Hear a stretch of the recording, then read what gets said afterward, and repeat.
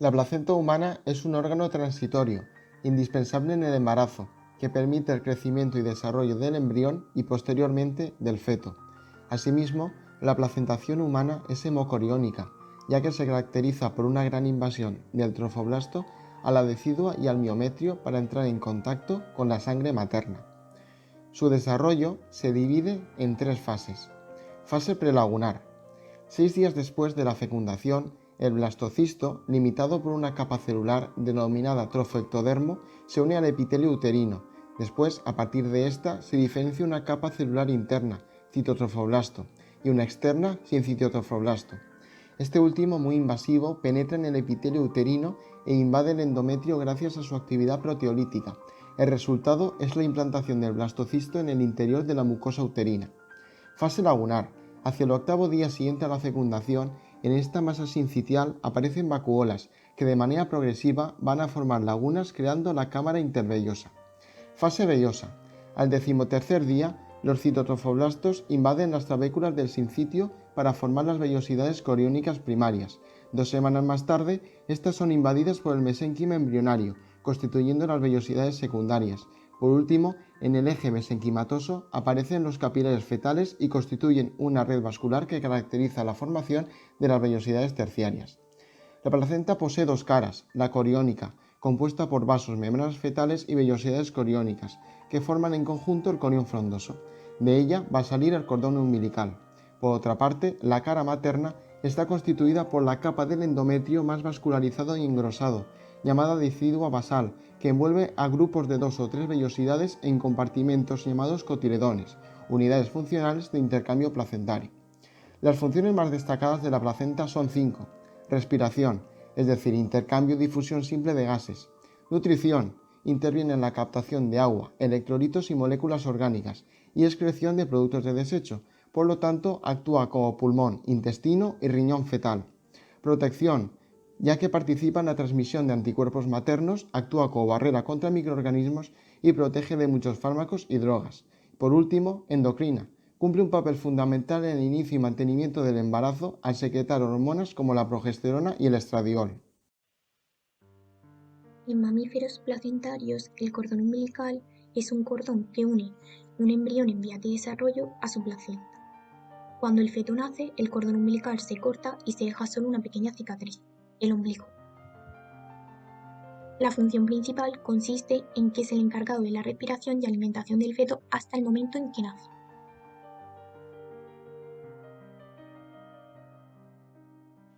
Contiene arterias principales y venas, las arterias umbilicales y vena umbilical, para el intercambio de sustancias nutritivas y sangre rica en oxígeno entre el embrión y la placenta.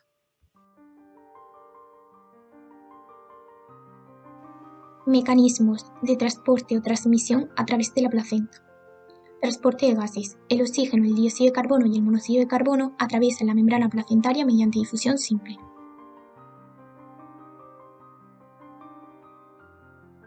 Transporte de nutrientes. La glucosa producida por la madre y por la placenta se transfiere rápidamente hasta el embrión mediante difusión facilitada. Para el paso de glucosa se han distinguido 6 transportadores en el trofoblasto. Los aminoácidos son transportados de manera activa a través de la membrana placentaria.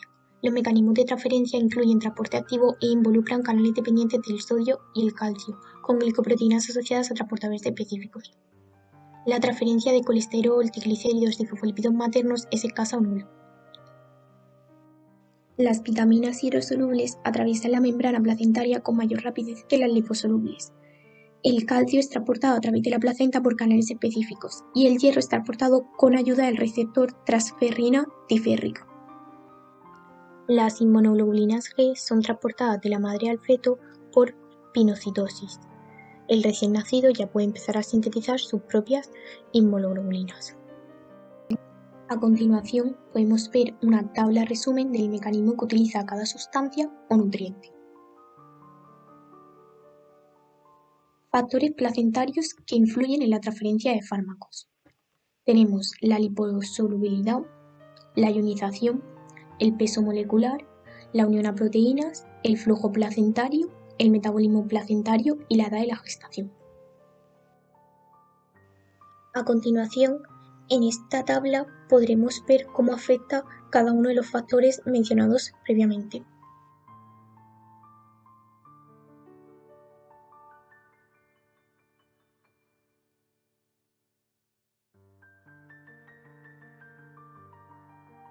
Cuando se prescriben fármacos durante el embarazo, es inevitable que el feto tome contacto con muchos de estos.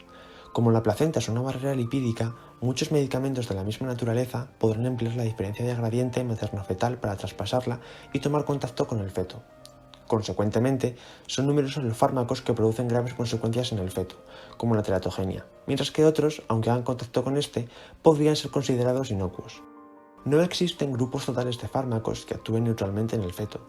Por ejemplo, aunque el albendazol y la clindamicina son igualmente antibióticos, el primero pertenece a la categoría X por su hepatotoxicidad y el segundo a la categoría B.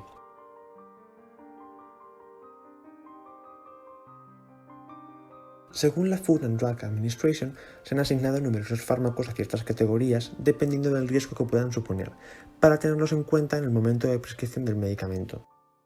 Categoría A. No hay evidencia de riesgo en todo el embarazo, por lo que el daño fetal es poco o extremadamente bajo. A la categoría B se le asignan estudios llevados a cabo en animales que no son aplicables a mujeres, pero no se han mostrado riesgos teratógenos, por lo que generalmente el uso de estos medicamentos es totalmente válido. Categoría C. No se puede descartar el riesgo fetal, ya que se han mostrado algunos graves efectos secundarios en animales. Por ello se utilizarán solo en caso de que los beneficios superen los potenciales riesgos. Categoría D. Los fármacos indican riesgo fetal. A veces los posibles beneficios del fármaco pueden ser aceptables si el riesgo para la gestante es extremo. Y categoría X, con sustancias totalmente contraindicadas para el embarazo. Tanto los estudios en animales como en humanos han puesto de manifiesto evidentes riesgos para el feto que superan claramente cualquier beneficio.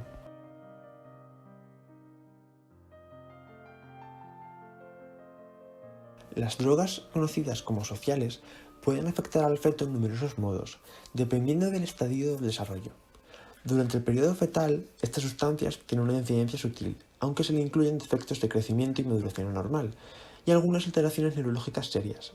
Concretamente para el tabaquismo, las concentraciones de nicotina son mucho mayores en el compartimento fetal que en la concentración sérica de la madre. Sin embargo, la nicotina solo es uno de los más de 4.000 componentes del tabaco que llegan al feto por su permeabilidad a la placenta.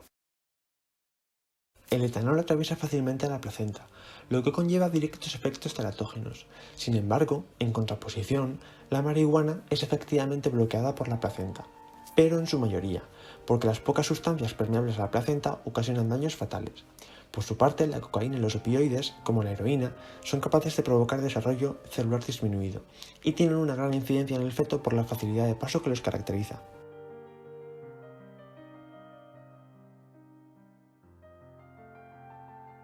Curiosamente, ante un mismo medicamento, no son idénticos los efectos esperables si se administra el fármaco de forma esporádica, periódica o continuamente. Además, según se realice la administración de la medicina en el primer, segundo o tercer trimestre, las consecuencias pueden ser cualitativa y cuantitativamente diferentes. Por ejemplo, el ketoprofeno, un antiinflamatorio, pertenece a la categoría B en el primer y segundo trimestre, pero a la D en el tercero. Los efectos de los fármacos sobre el feto varían considerablemente dependiendo de la etapa del embarazo en la que se administre. Durante la formación del blastocisto se da el periodo de máxima embriotoxicidad. En esta etapa, los fármacos pueden provocar la muerte del embrión, pero no existen evidencias de que den lugar a malformaciones. La fase que abarca desde la semana 3 hasta la semana 8 es crítica, en ella se da la organogénesis. En esta etapa pueden producirse malformaciones congénitas. Y por último, durante el periodo fetal, que comprende desde la 9ª semana hasta el nacimiento, las alteraciones que se pueden producir son menos graves que en la fase anterior, pero sí se pueden dar alteraciones importantes en el crecimiento y desarrollo funcional del feto, también en sus órganos y sistemas enzimáticos. El umbral de sustancia es aquella dosis por debajo de la cual no hay respuesta teratógena, es decir, que no produce malformaciones en el feto. No obstante, es complicado establecer una cantidad concreta, ya que esta dependerá de varios factores como la dosis que le llega al feto, el tipo de agente y el tipo de exposición. Las mujeres embarazadas presentan una inmunización igual de efectiva que las mujeres que no lo están. Esta inmunización puede proteger tanto a la madre como al hijo. No obstante, hay algunas vacunas que no es recomendable administrar durante este periodo. Los recién nacidos habitualmente no son capaces de crear respuestas inmunes protectoras hasta que pasan algunas semanas o meses de vida. En consecuencia, existe un espacio de tiempo en el que el recién nacido es extremadamente vulnerable a enfermedades actualmente prevenibles mediante la vacunación.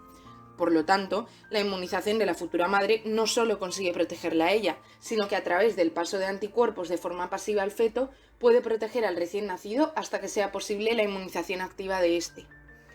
Se deben evitar las vacunas de virus vivos, tales como la vacuna contra la varicela o contra la rubeola o el sarampión.